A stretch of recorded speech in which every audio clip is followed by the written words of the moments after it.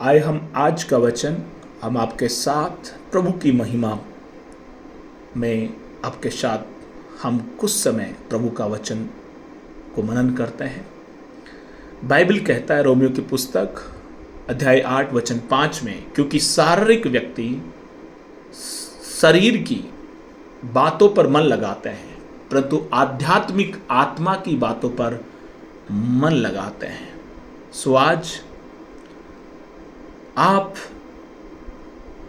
कौन सी बातों पर आज आपने मन लगाया है? या शरीर की बातों पर या आत्मा की बातों पर?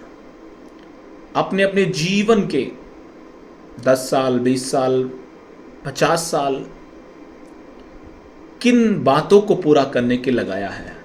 शरीर के कामों को, शरीर की बातों को पूरा करने के लिए आपने समय बिता रहे हो, या आप आध्यात्मिक बातों को पूरा करने के लिए, परमात्मा की बातों को जानने के लिए आप परमात्मा की बातों को पर मन लगा रहे हो या नहीं है? आप कौन से स्तर पर हो? आप अपने जीवन में आप जांचिए। एक आध्यात्मिक व्यक्ति शरीर की बातों को हमेशा नकारेगा। वो किसी भी संसार के कामों में नहीं जाएगा। वो उन बातों को करेगा जिससे उसका आत्मा बल पाए, उसका आत्मा सामर्थ पाए, उसका आत्मा के द्वारा वो दिन प्रतिदिन सीखता और बढ़ता जाता है। एक आध्यात्मिक व्यक्ति नशे में नहीं जाएगा, एक आध्यात्मिक व्यक्ति संसार के पापों में नहीं जाएगा, शरीर के कामों में नहीं जाएगा, परंतु वो परमेश्वर के लोगों के साथ संगति करेगा, वो परमेश्वर का वचन पढ़ेगा, वो अपने मुंह से गलत अपशब्द या बदजुबान या गंद नहीं बकेगा। वो सिर्फ परमेश्वर की बातों की ओर ध्यान लगाएगा। वो नित्य दुआ करता रहेगा। वो परमेश्वर के एक एक वचन पर ध्यान करेगा। वो लोगों के मध्य में परमेश्वर की बातें करेगा, प्रभु यीशु मसीह की बातें करेगा, और वो किसी भी अनैतिक कार्यों में, किसी भी अशुद्ध कामों में, किसी भी दुनियादारी के कामों में वो मन नहीं लगाएगा। वो ठट्टा करने वाले की मंडली में नहीं बैठेगा, वो पापियों के मार्ग में नहीं जाएगा। वो बाइबल कहता है कि वो नशेड़ियों के साथ जीवन नहीं जिएगा, वरन वो आत्मा की भूख और प्यास को मिटाएगा।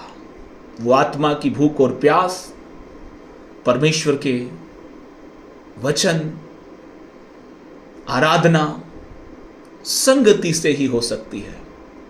प्रभु में मेरे प्यारे भाई और बहन,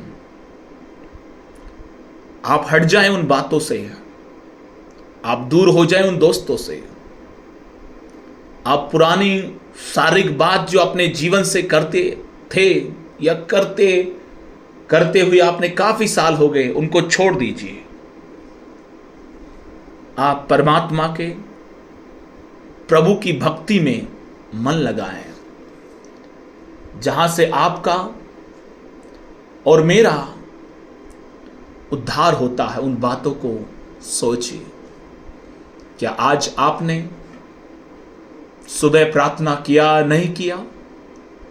एक आध्यात्मिक व्यक्ति सुबह उठते ही प्रार्थना करेगा।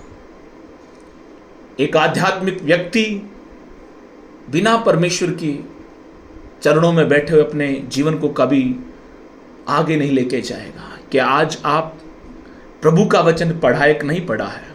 कि आप सुबह से लेकर शाम तक अपने फ़ोन पर, अपने मोबाइल पर टिक टिक टिक टिक टिक टिक या शॉर्ट देख कर की पूरा जीवन को आप बिता रहे हो? यदि आप ऐसा कर रहे हो तो आज भी आपकी आंख, आपका शरीर संसार की बातों में लगा हुआ है। इसलिए मैं प्रभु में आपका छोटा सा सेवक होने के नाते आपसे निवेदन करता हूं, आप आध्यात्मिक संगति करें, सत्संग में रहें, संगति में रहें, कलीसिया में बने रहें, अपने घर पर आराधना का, प्रार्थना का, संगति का, उपवास का माहौल बनाकर रखें।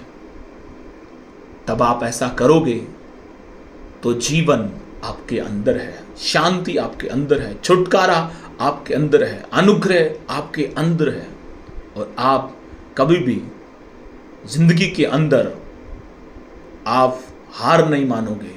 आप प्रभु की आत्मा आपको कहीं पर भी आपको चोट नहीं पहुंचाएगी। आप कहीं पर भी चले जाओगे तो प्रभु की आत्मा आपको निकाल लेगी। यूसुफ को निकाल ली प्रभु की आत्मा ने, क्योंकि वो आत्मा पर मन लगाता था। हालेलुया। उसने शद्रक, मेशक, दानियल को बाहर निकाल लिया। वो आत्मा में मन लगाते थे। वो दानियल को बाहर निकाल लिए, वो सिंहों की मांद से, क्योंकि वो आत्मा पर मन लगाते थे। हालेलुया। यदि आज आप आध्यात्मिक बातों पर मन लगाएंगे तो जरूर आप कितने ही बड़े कष्ट में होकर गुजर रहे होंगे, प्रभु आपको उन कष्टों से बाहर निकालेगा। सो प्रभु में मेरा आपसे निवेदन है, आप प्रभु के मार्ग पर बने रहें और आध्यात्मिक संगति को लगातार करते रहें। God bless you. प्रभु आपको आशीष दे। आमीन।